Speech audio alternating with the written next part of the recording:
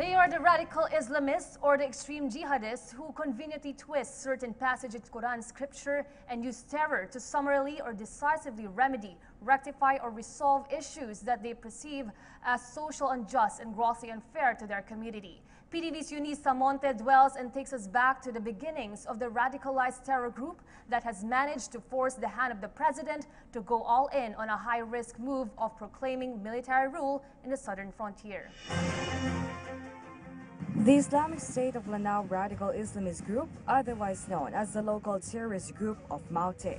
The group responsible for the brutal attacks in Marawi City, which paved the way for President Rodrigo Duterte's declaration of martial law in Mindanao. Founded by Abdullah Maute, or the former founder of Dawla Islamiyah, this group has a mixed members from ISIS sympathizers and members of MILF responsible for the attacks in Butig, Lanao del Sur, and the alleged group behind Davao City blast.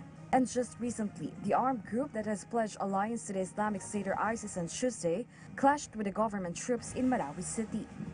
Tuesday, about 2 o'clock in the morning, the armed forces of the Philippines launched military operations to capture the high-value targets from Abu Sayyaf and Maute after receiving reports from the community about the presence of suspicious armed men in the village.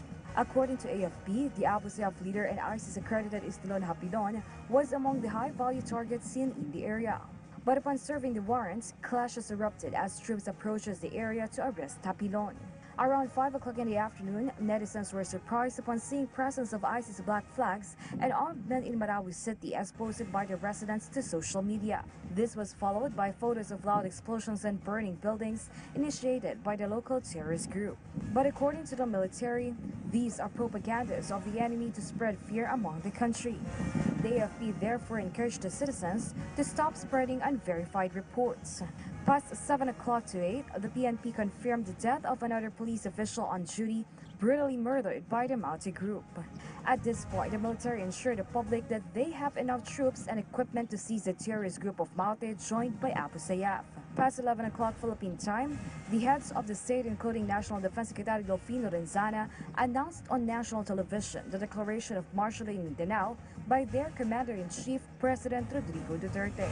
Around 1 o'clock in the morning, a video message from the AFP exposed that the authorities are now in full control of the situation in Marawi, stating their additional troop deployment and forces to stop the group from taking innocent lives. 11 o'clock in Russia and 3 o'clock in the morning Filipino time, President decided to head back home and cancel all the planned activities in Russia to personally handle the terrorist attack in Marawi. Early in the morning the next day, the AFP announced their support to the martial law declaration of the Commander-in-Chief and President Rodrigo Duterte, noting that they will not abuse the additional power given to them. The Vice President was also briefed in Camp Aguinaldo regarding the situation of the troops and the residents who also started their evacuation. Past 4 o'clock, the President arrived to Manila from Russia and explained to the public why he had to impose martial law in Mindanao. Around 8 o'clock in the evening, the AFP confirmed 13 deaths in the enemy's side and 5 deaths and 31 wounded from the government side. It has been 2 days of the clash, and up until now, as we speak, government forces are continuing its operations to seize the terrorist group. No time is being wasted to bring back peace in Mindanao and cast out the fear in every citizen of the Philippines. Reporting from Marawi City for PTV News, Eunice Monte.